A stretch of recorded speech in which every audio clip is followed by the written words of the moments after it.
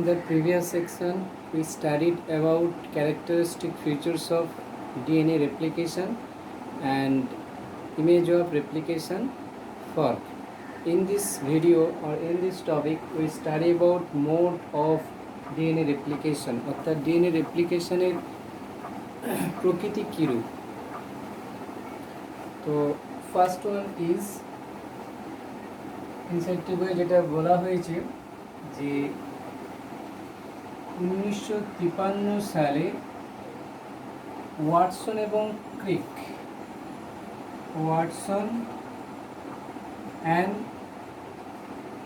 Francis Crick proposed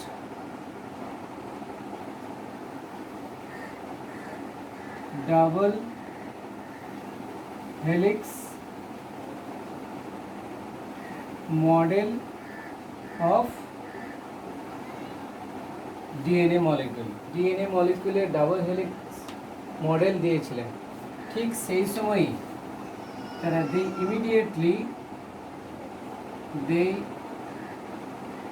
immediately proposed a scheme of DNA replication। তারা সেই সময়ই বলে একটা প্রপোজ করেছিল যে স্কিম অফ ডিএনএ রেপ্লিকেশনের ছক বা ডিএনএ রেপ্লিকেশনের একটা মোড। সেই মোডটা কি না, they proposed DNA replication is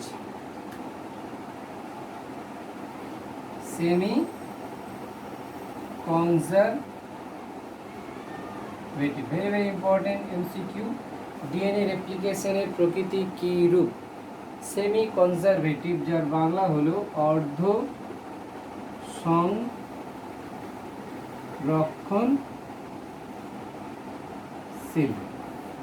DNA replication is semi conservative.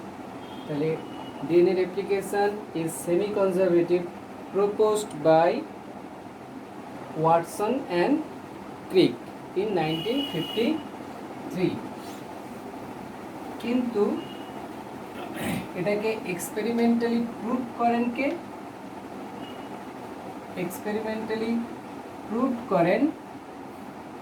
প্রোক্যারিওটিকের দেহে প্রমাণ করেন মেসেলসন এবং স্টেল। ইউক্যারিওটিকের দেহে প্রমাণ করেন টেইলর অ্যান্ড হিজ কলিগস। তো এখানে আর একটা ওদের স্টেটসম্যান দেওয়া আছে, আমি এখানে স্টেটসম্যানটা লিখছি না। তারা ইনসেক্টিভে একটা স্টেটমেন্ট দেওয়া হয়েছে ওয়াটসন এবং ক্রিকে। সেই স্টেটমেন্টটা হলো এটাই যে it is not escape our notice that specific pairing we have postulated immediately suggest a possible copying mechanism of genetical material. তো কোশ্চেন থাকতে পারে এরকম একটা স্টেটমেন্ট তুলে দিয়ে পাশে কয়েকজন বিজ্ঞানীদের নাম লেখা থাকে, তাহলে বলতে হবে যেটা এটা কার স্টেটমেন্ট। এমনকি mutation theory Hugo de Vries, father of genetics Gregor Johann Mendel, এই স্টেটমেন্টটা পাশে তুলে দিয়ে কার স্টেটমেন্ট থাকতে পারে। তাহলে এই স্টেটমেন্টটা কার? ওয়াটসন এবং ক্রিকের। ইনসেপ্টিভে স্টেটমেন্টটা লেখা আছে, মনে রাখতে হবে আমাদেরকে। তাহলে এই স্টেটমেন্টটা অনুসারে অর্থাৎ হোয়াট ডু ইউ মিন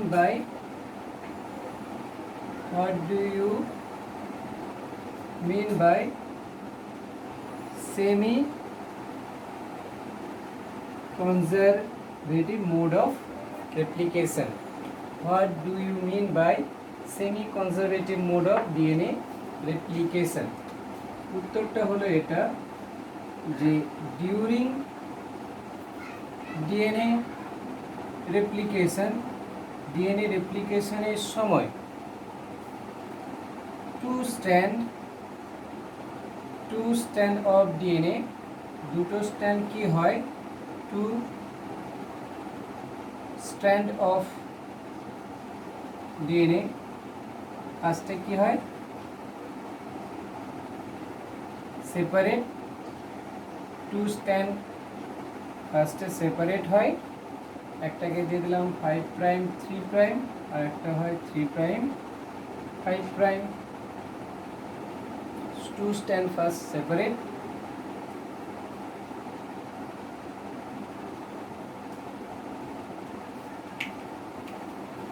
এবং এই দুটো স্ট্যান্ড টু স্ট্র্যান্ড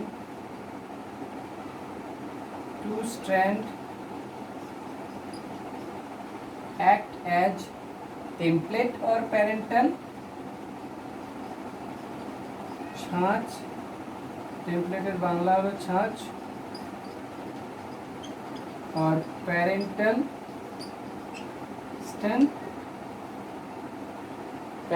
স্ট্যান্ড হিসাবে কাজ করে, এবং এই দুটো প্যারেন্টাল স্ট্যান্ড ধরে কমপ্লিমেন্টারি স্ট্যান্ড উৎপত্তি হয়।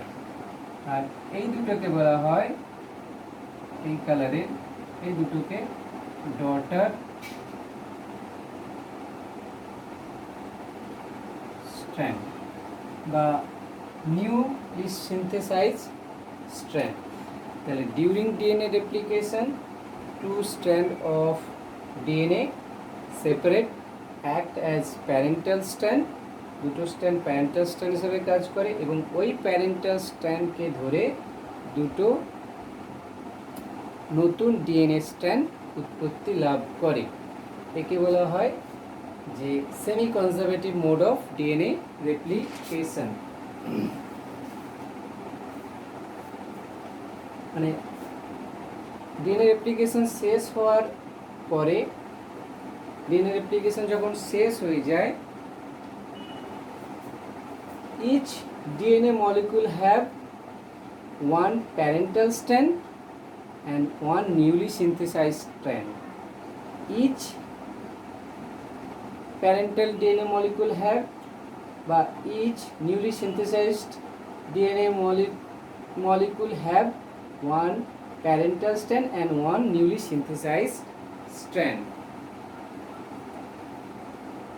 তাহলে ডিএনএ রেপ্লিকেশন সেমি কনজারভেটিভ যদি আসে 1 মার্কে বা 2 মার্কে, যে ডিএনএ রেপ্লিকেশন সেমি কনজারভেটিভ বলতে কী বোঝো, তখন আমাদের এরকম লিখতে হবে যে ডিএনএ রেপ্লিকেশনের সময় দুটো স্ট্র্যান্ড আলাদা হয়ে যায় এবং দুটো স্ট্র্যান্ড অ্যাক্ট করে কী হিসাবে কাজ করে, টেমপ্লেট বা প্যারেন্টাল স্ট্র্যান্ড হিসাবে। এবং after DNA replication each DNA molecule, এটা একটা ডিএনএ মলিকুল, এটা একটা DNA molecule, would have one parental and one newly synthesized strand, one parental, one newly synthesized strand. একে বলা হয় semi conservative mode of replication. তাহলে this scheme is known as semi conservative mode of replication, which is proposed by Watson and Crick. এবার আমরা দেখব যে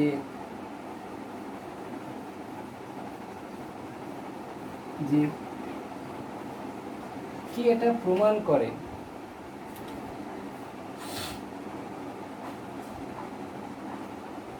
DNA replication is semi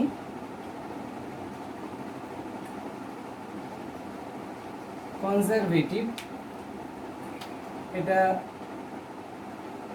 proved by ইউক্যারিওটকে দিয়ে কে প্রমাণ করেন আর প্রোক্যারিওটকে দিয়ে কে প্রমাণ করেন। ফার্স্টে আমরা আসছি ইন পিকে মানে প্রোক্যারিওটস, এবং এপাশে লিখি ইন ইকে মানে ইউক্যারিওটস। এই হিউম্যান বিংস বা প্ল্যান্টসের ক্ষেত্রে হতে পারে।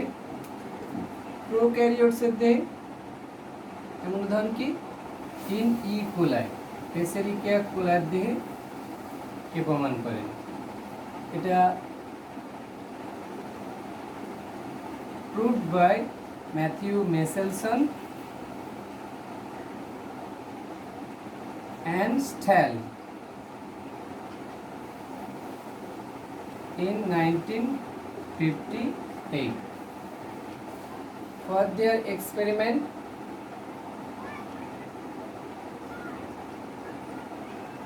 they used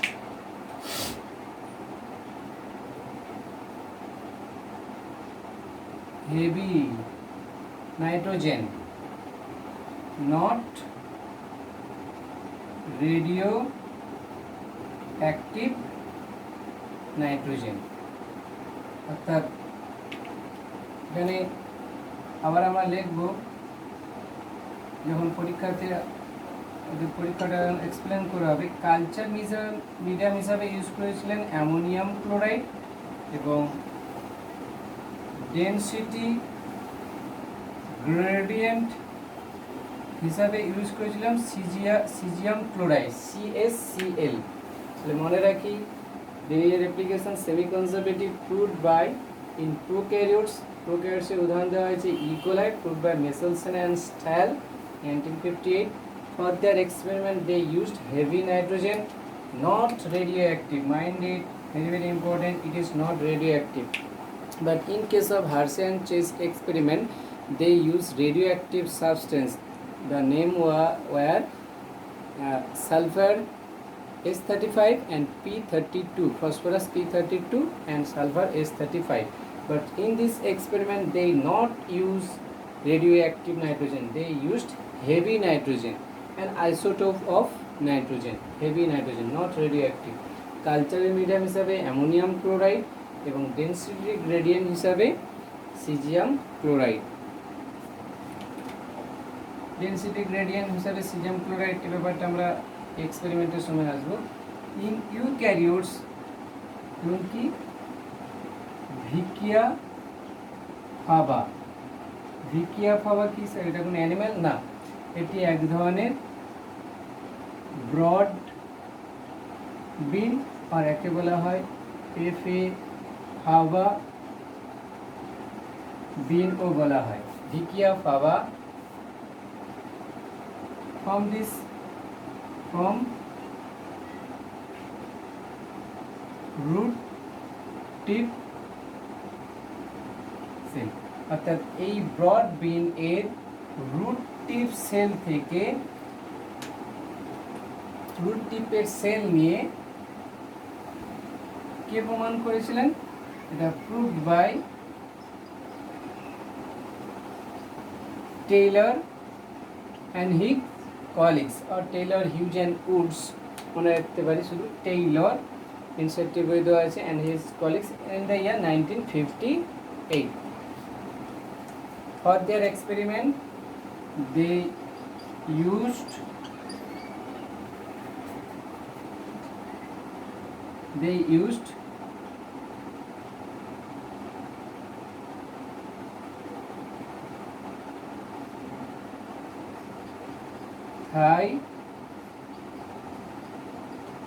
thymidine and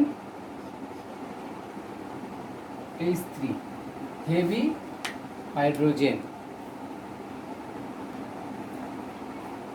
For their experiment they used insecticide দেওয়া আছে থাইমিডিন, সম্ভবত রেডিও অ্যাক্টিভ থাইমিডিন, এবং এটা দেওয়া নেই, এটা তো বলা আছে এটা আছে, এটা ইনসেক্টিসাইড দেওয়া নেই। H3 অর্থাৎ heavy hydrogen. For their experiment they used radioactive thymidine and H3 or heavy hydrogen। তো এটা ভালো করে পরীক্ষায় দেয়। প্রোক্যারিওটের ক্ষেত্রে কে প্রমাণ করেন, ইউক্যারিওটের ক্ষেত্রে কে প্রমাণ করেন?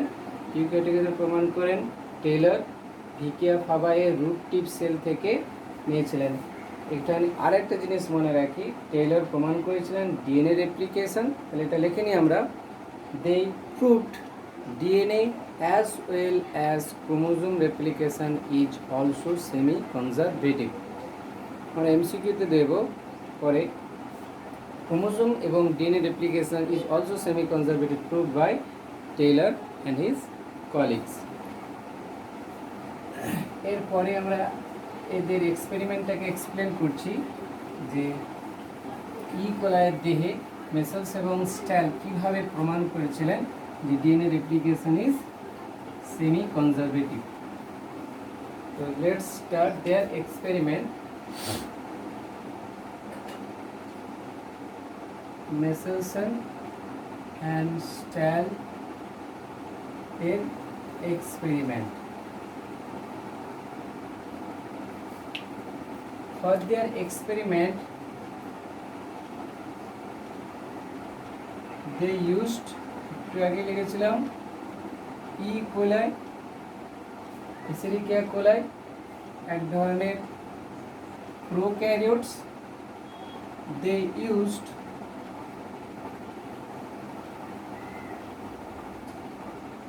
কালচার মিডিয়াম হিসাবে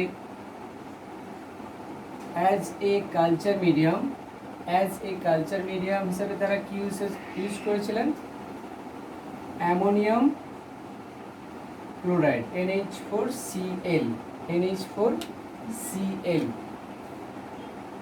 এই যে অ্যামোনিয়াম, এর মধ্যে যে নাইট্রোজেনটা আছে, এই নাইট্রোজেনের দুটো সোর্স ছিল, টু সোর্স, আর একটা ছিল N14, যাকে বলা হয়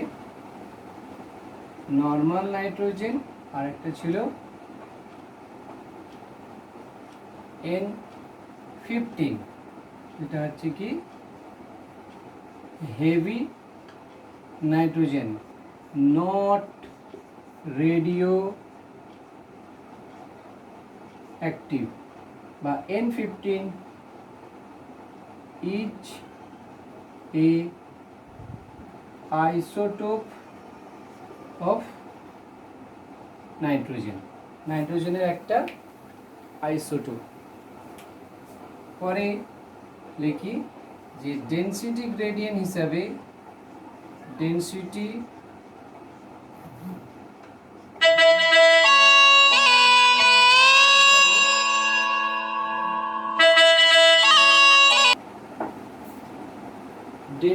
গ্রেডিয়েন্ট হিসাবে কি ইউজ করেছিলাম? সিজিয়াম ক্লোরাইড,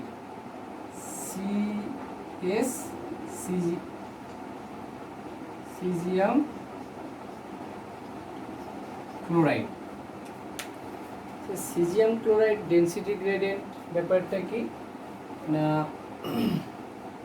এরকম একটা টেস্ট টিউবের মধ্যে যখন ওরা এ করেছিল, মানে এক্সপেরিমেন্ট, এরকম একটা টেস্ট টিউবের মধ্যে টেস্ট টিউব থাকে, এর মধ্যে ডিএনএটাতে থাকে এবং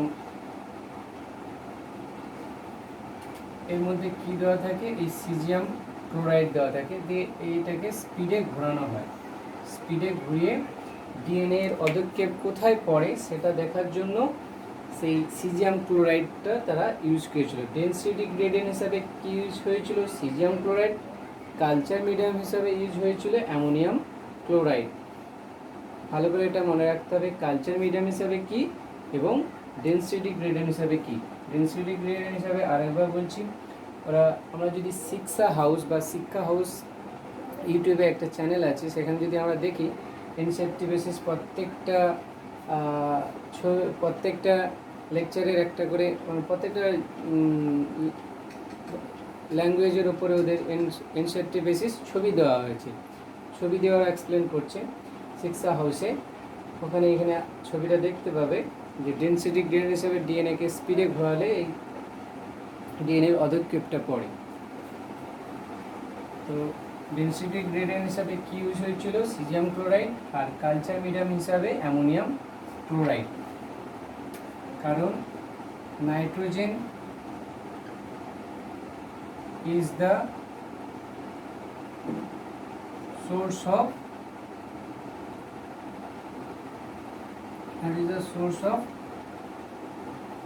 বেস।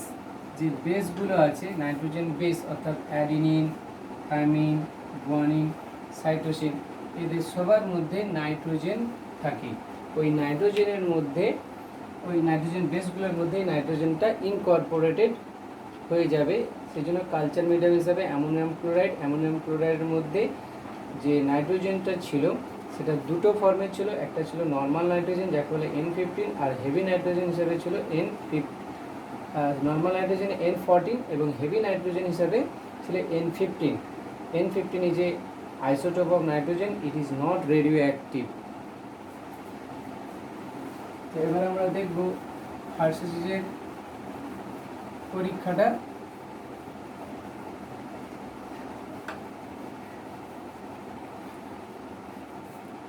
হার্শেজের পরীক্ষা, সরি হার্শেজের পরীক্ষা নয়, মেসেলসন এবং স্টেলের পরীক্ষা, মেসেলসন এবং স্টেলের পরীক্ষা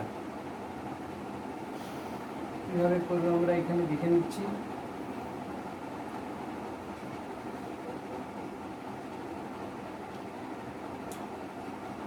ফার্স্ট এখানে এটা একটা কালচার মিডিয়াম, এই কালচার মিডিয়ামের মধ্যে কি দেওয়া হয়েছে, এই কালচার মিডিয়ামের মধ্যে দেওয়া হয়েছে অ্যামোনিয়াম ক্লোরাইড, অর্থাৎ এই অ্যামোনিয়াম ক্লোরাইডের মধ্যে কি দেওয়া হয়েছে না N15 দেওয়া হয়েছে, অর্থাৎ হেভি নাইট্রোজেন এর মধ্যে দেওয়া হয়েছে, not radio active.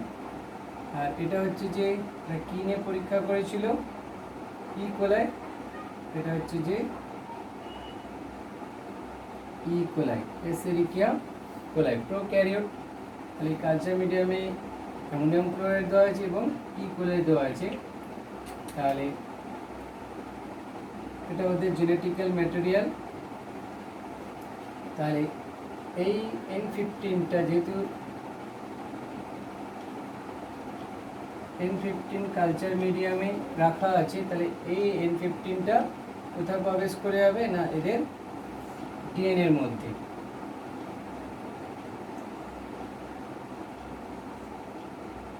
After few generation কিরকম ছবি পাওয়া গেল না, এই ই কোলাইয়ের মধ্যে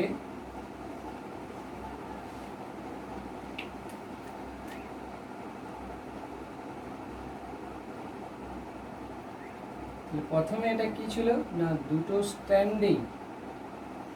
স্ট্যান্ডে ছিল N14 N14, তারপরে কিসে রেখে দিয়েছি N15 এ। তাহলে নিশ্চয়ই দুটো স্ট্যান্ডের মধ্যে কে ঢুকে যাবে, N15 N15। তাহলে এই ছবিটার নাম কি হতে পারে না,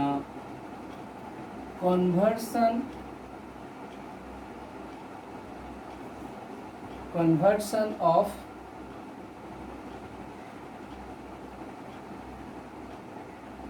normal DNA into heavy DNA। ছবিটা ভালো করে দেখি, আমরা নর্মাল ডিএনএটাকে কনভার্ট করেছি কিসে, হেভি ডিএনএতে। নর্মাল ডিএনএতে সাধারণত কি থাকে, নর্মাল নাইট্রোজেন N14। এবার আমরাকে কনভার্ট করেছি কিসে, হেভি ডিএনএতে, যার মধ্যে কে ঢুকে গেছে বা কে ইনকর্পোরেটেড বা কে ইন্টিগ্রেট হয়েছে N15 এবং N15। এটাকে যদি আমরা এরকম করে দেখি, অর্থাৎ এই ডিএনএটা কীরকম স্ট্যান্ড আছে, এরকম ডিএনএ, এবং যদি N14 দুটো স্ট্যান্ডে N14 আছে, তাহলে এই ছবিতে আমরা কি বলতে পারি, দুটো স্ট্যান্ডে কে ঢুকে গেছে এখানে N15।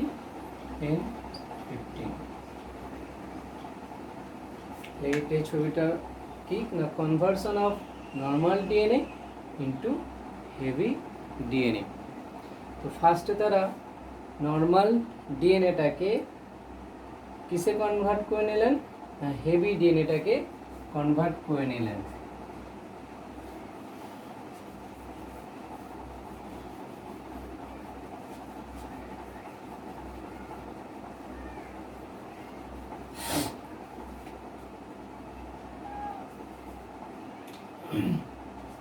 ফার্স্ট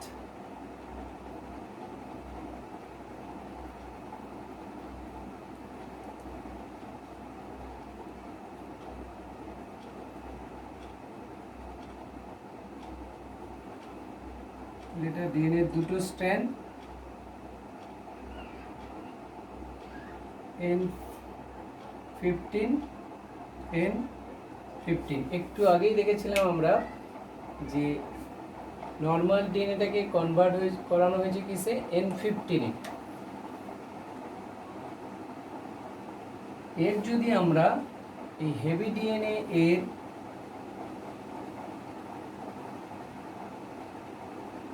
ডেনসিটি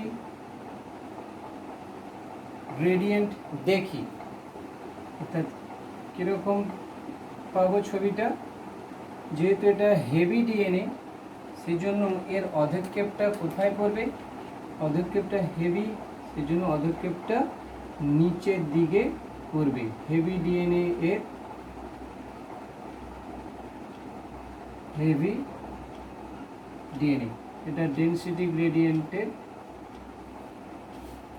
ছবি। আর এর মধ্যে কি দেওয়া হয়েছে ডেনসিটি গ্রেডিয়েন্ট হিসাবে, এর মধ্যে দেওয়া হয়েছে সিজিয়াম ক্লোরাইড। সিজিয়াম ক্লোরাইডে অর্থাৎ এরকম ডিএনএ পাওয়ার পরে তাকে যখন ডেনসিটি গ্রেডিয়েন্ট করা হয় সিজিয়াম ক্লোরাইডে, তখন এরকম ছবি আসে। এবার এটাকে আমরা রাখবো কিসে না, তারা কি করলেন, এবার এই ধরনের হেভি ডিএনএ সমন্বিত ই কোলাই এর নিয়ে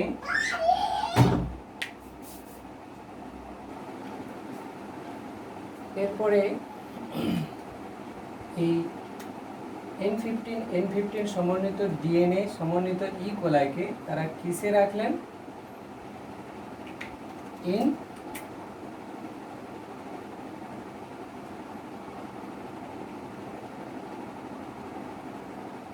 এটা হচ্ছে কি N14, অর্থাৎ বারবার ওরা N14 কালচার মিডিয়ামে রাখলেন।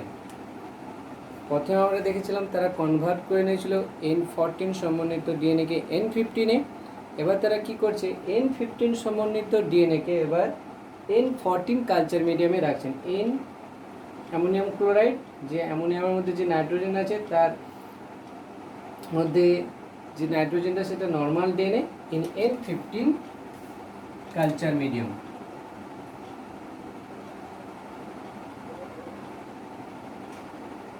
In N15 culture medium, N15 culture মিডিয়ামে তাদেরকে রেখে দিলেন।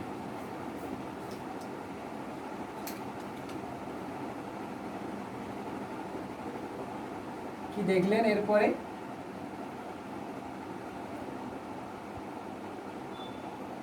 ফার্স্ট জেনারেশন, প্রথম জেনারেশনে কি দেখলেন, ফার্স্ট জেনারেশন আফটার কত মিনিটস, আফটার 20 মিনিটস।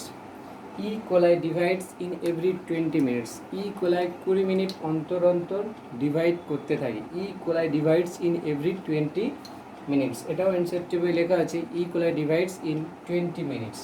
তো আফটার ফার্স্ট জেনারেশনের ছবিটা কীরকম আসবে, তাহলে ডিএনএ রেপ্লিকেশনের সময় দুটো স্ট্র্যান্ড, অর্থাৎ প্রথমে আমরা এই যে দুটো স্ট্র্যান্ডকে আলাদা করছি, তাহলে এই একটা স্ট্র্যান্ড, এই একটা স্ট্র্যান্ড, দুটো স্ট্র্যান্ড আলাদা হয়ে গেছে।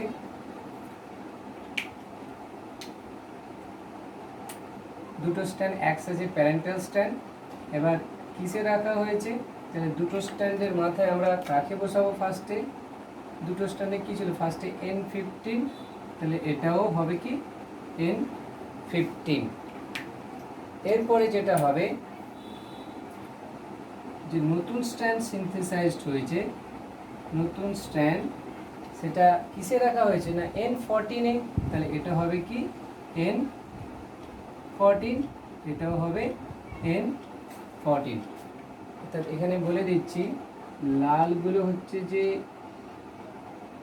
N14 এবং কালোটা হচ্ছে যে N15।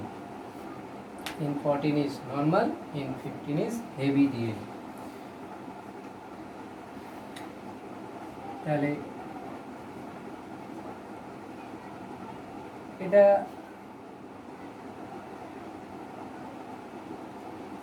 ফার্স্ট জেনারেশনের পরে এটা ছবি, এটা পুরোটাই 100% কি এরা না 100% এরা hybrid, 100% it is hybrid।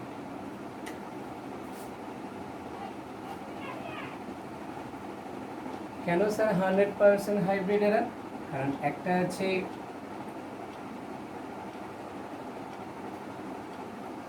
N14, এপাশেও N14, আর মাঝে আবার আছে কি N15, সেই জন্য এরা 100% হাইব্রিড।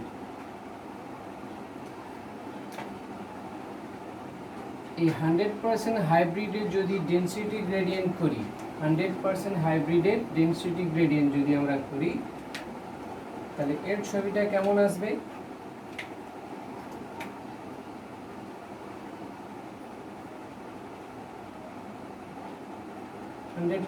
হাইব্রিড এরা, অর্থাৎ একেবারে নিচে পড়বে না, হেভি নয়, তাহলে মাঝামাঝি পড়বে। 100% হাইব্রিডের ছবিটা কোথায়? ছবিটা আসবে মাঝামাঝি, মাঝামাঝি ছবিটা আসবে। ডেনসিটি গ্রেডিয়েন্ট করলে এরকম ছবিটা আসবে।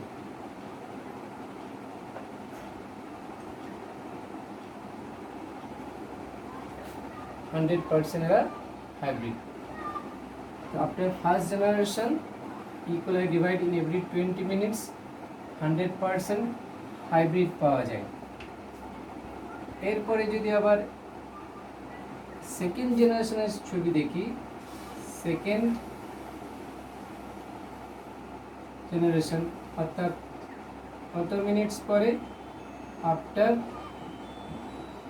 40 মিনিটস, 20 মিনিটস পরে, অর্থাৎ 20 40 মিনিট পরে কীরকম ছবিটা আসবে এখানে। তাহলে এই দুজন ফার্স্টে আলাদা হবে। তাহলে এই দুজন ফার্স্টে প্যান্টাস্টান হিসেবে কাজ করেছিল, প্যান্টাস্টান আলাদা হয়েছে এবং নিউলি সিনথেসাইজড ডিএনএ হয়েছে। এবার এর দুজন প্যান্টাস্টান হিসেবে কাজ করবে পরের জেনারেশনের ক্ষেত্রে। তাহলে ফার্স্টে এইটা দেখি কীরকম ছবি আসে। তাহলে এই দুজন ফার্স্টে আলাদা হলো, অর্থাৎ এটাকে লিখব কি N15, আর লালটা হলো কি N14। এটাকেও কোন কালচার মিডিয়ামে রাখা হবে? সেম N14 কালচার মিডিয়ামে, N14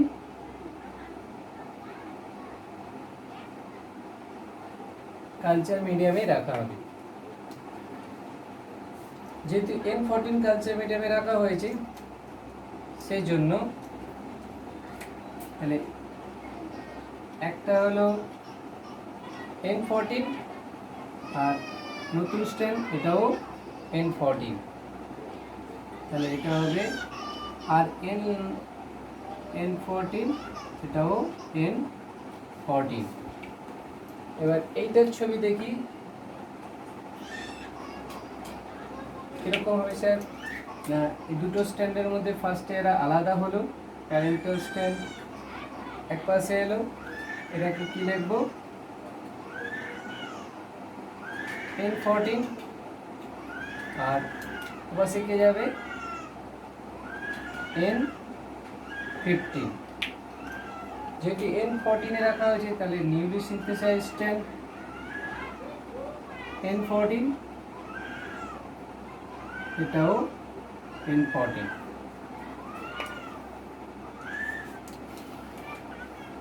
অর্থাৎ এখানে যদি এবার গণনা করি, তাহলে এইটা হাইব্রিড, এইটা হাইব্রিড, আর এটা লাইট। তাহলে এই দুটো হলো লাইট, আর এইটা লাস্টেরটা, আর ফার্স্ট আর লাস্টটা হচ্ছে যে কি হাইব্রিড। কারণ একটা কালো আছে, একটা লাল আছে, এখানে একটা লাল আছে, একটা কালো আছে, এখানে পুরোটাই লাল আছে। তাহলে এর যদি, তাহলে এখানে কি হবে? কি লিখতে পারি তাহলে? না, 50% হচ্ছে যে কি লাইট ডিএনএ, আর 50%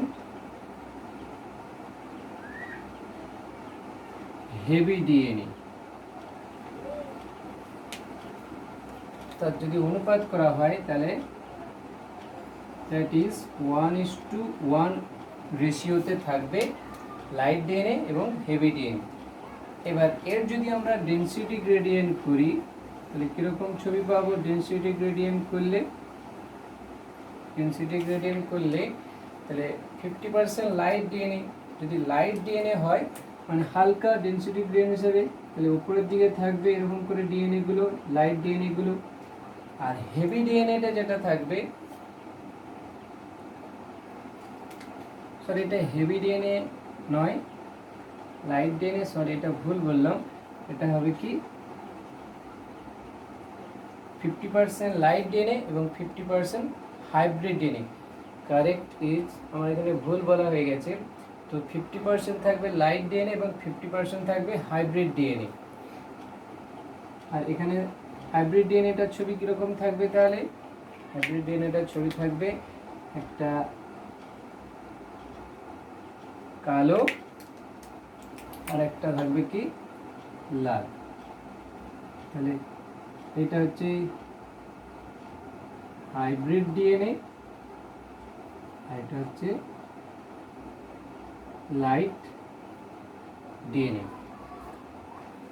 প্রথমটা শুধু N14 থেকে N15 রাখা হয়েছিল, তারপরে প্রত্যেকটা এবার N15 কে বারবার রাখা হচ্ছে কিসে? N14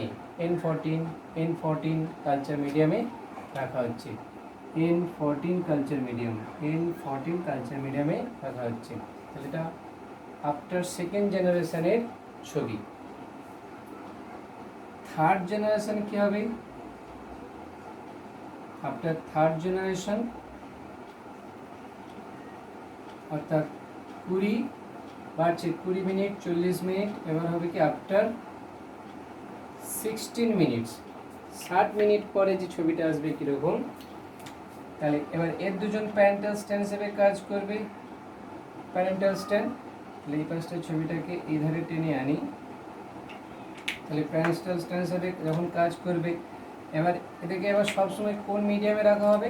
সবাইকে অ্যামোনিয়াম ক্লোরাইড N14 কালচার মিডিয়ামে রাখা হচ্ছে সব সময়। শুধু এইখানে প্রথমটা N15 রাখা হয়েছিল, এবার প্রত্যেকটা N14 কালচার মিডিয়ামে রাখা হচ্ছে, N14 CM। তাহলে এই দুজন প্যারেন্টাল স্ট্যান্ড, তাহলে এই দুজন প্যারেন্টাল স্ট্যান্ড হলে এটা আলাদা হলো, আর এও আলাদা হলো, দুটো প্যারেন্টাল স্ট্যান্ড আলাদা হলো, রাখা হয়েছে কিসে? N14 এ। তাহলে N14 এ রাখলে এটা হবে। এবার এদেরকে আলাদা করি, অর্থাৎ এই দুজন যখন প্যারেন্টাল স্ট্যান্ড হিসেবে কাজ করবে, এই একটা স্ট্র্যান্ড কিসে রাখা হয়েছে? N14 এ। N14 কে লাল হিসাবে ধরা হয়েছে, তাহলে N14, এটাও N14। এবার এটাকে ধরি, দুজন প্যারেন্টাল স্ট্যান্ড হিসেবে কাজ করবে, তাহলে প্যারেন্টাল স্ট্যান্ড হিসেবে কাজ করলে দুটো স্ট্যান্ড ফার্স্টে আলাদা হবে, 2 স্ট্যান্ডস উড সেপারেট, এবং দুটো স্ট্যান্ড ধরে একটা নিউ স্ট্যান্ড সিনথেসাইজ হয়েছে N14। এবার এটার ছবি কি হবে?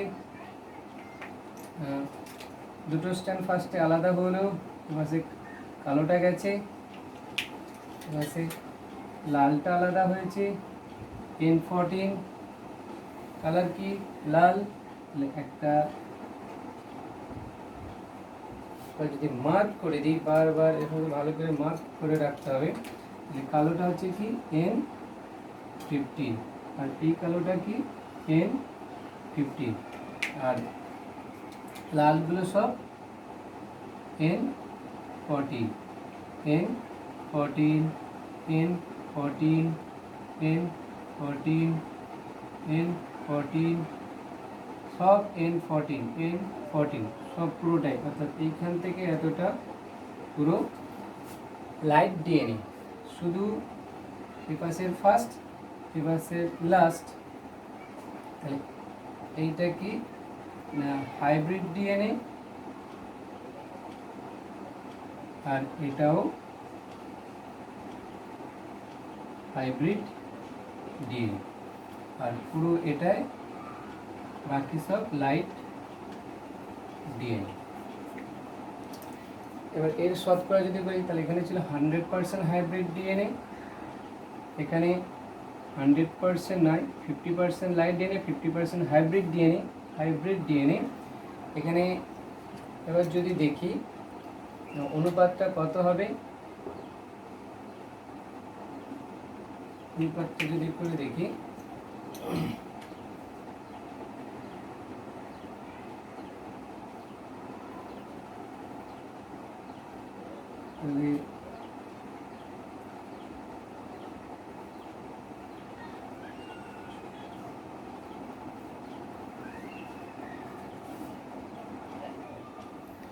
তাহলে যদি আমরা রেশিও খুঁজে দেখি তাহলে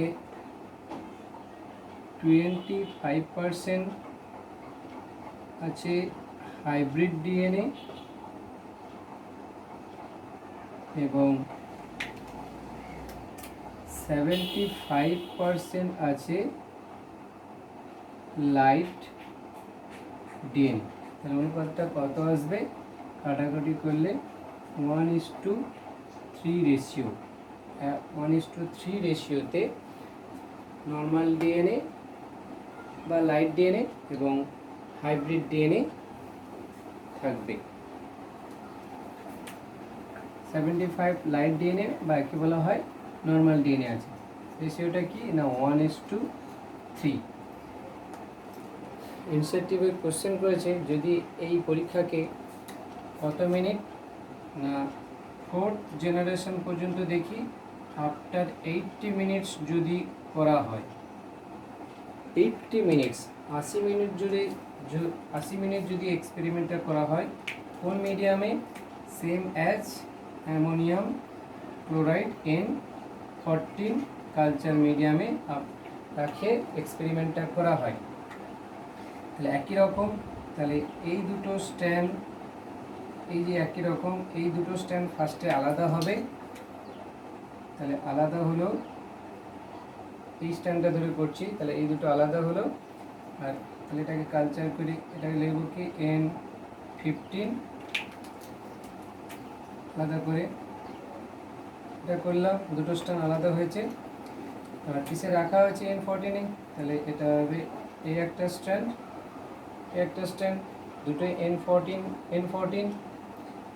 এবার এদের গল্পটা দেখা যাক। এই দুটো স্ট্যান্ড প্যান্টার স্ট্যান্ড হিসেবে কাজ করবে, আলাদা হলো এই একটা স্ট্যান্ড, দুটো স্ট্যান্ড ফার্স্ট আলাদা করলাম, রেপ্লিকেশনের সময় দুটো স্ট্যান্ড আলাদা হয়ে, এবং কিসে রাখা আছে N14-এ, তাহলে এটাও N14।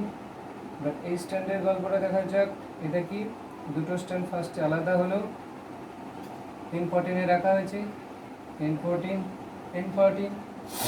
এবার এইটার গল্প দেখা যাক, N14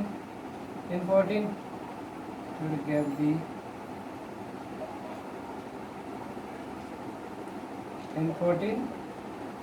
N14 দুটো স্ট্যান্ড আলাদা হবে, আলাদা হয়েছে, দিনে নতুন স্ট্যান্ড সিনথেসাইজড হয়েছে।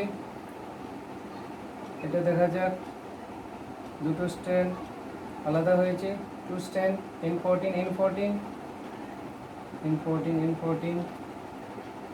আবার এটা N14।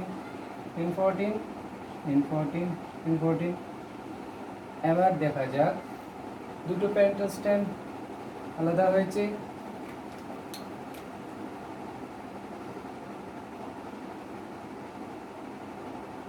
N15 जिसे रखा হয়েছে N14-এ কালচার মিডিয়ামে, N14 অর্থাৎ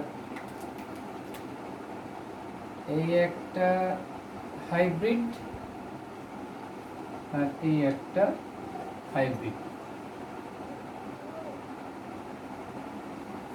তো এখানে যে রেশিওটা আসবে সেটা রেশিও কত হবে না 1:7, বা এটাও লেখা যায় যে 12.5% থাকবে হাইব্রিড ডিএনএ এবং 87.5% থাকবে লাইট অর নর্মাল ডিএনএ। এখানে এনসিটিভি কোশ্চেন করেছে যে 80 মিনিট পরে বা if you carry on fourth generation, that is 80 minutes later, N14 culture মিডিয়ামে যদি রাখা হয় তাহলে অনুপাতটা কত আসবে? 12.5% পাওয়া যাবে হাইব্রিড ডিএনএ। তাহলে লাস্টের দুটো হচ্ছে যে হাইব্রিড, দেখো ফার্স্টে ছিল কি 100% হাইব্রিড, তারপরে একেবারে 4th জেনারেশনে আছে দেখো 12.5% হাইব্রিড এবং 87.5% লাইট ডিএনএ, বা এখানে রেশিও ধরা হয় 1:7 রেশিওতে লাইট ডিএনএ, 1:7 রেশিওতে হাইব্রিড ডিএনএ এবং লাইট ডিএনএ পাওয়া যায়। অর্থাৎ এই লাস্টে যদি আমরা দেখি, অর্থাৎ N15 এবং N14 পাওয়া যায় 12.5%, N15 এবং N14 পাওয়া যাবে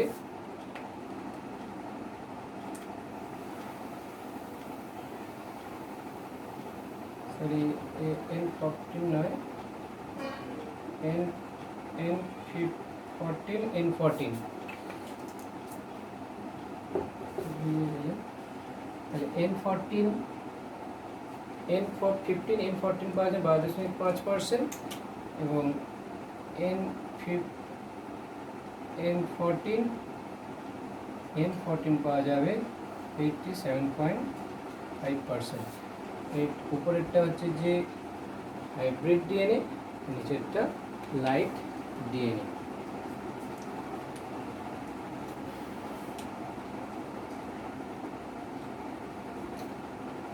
তাহলে এখানে যে এক্সপেরিমেন্টটা করলেন মেসেলসন এবং স্ট্যাল, ফার্স্ট তারা কালচার মিডিয়াম হিসাবে ইউজ করেছিলেন অ্যামোনিয়াম ক্লোরাইড এবং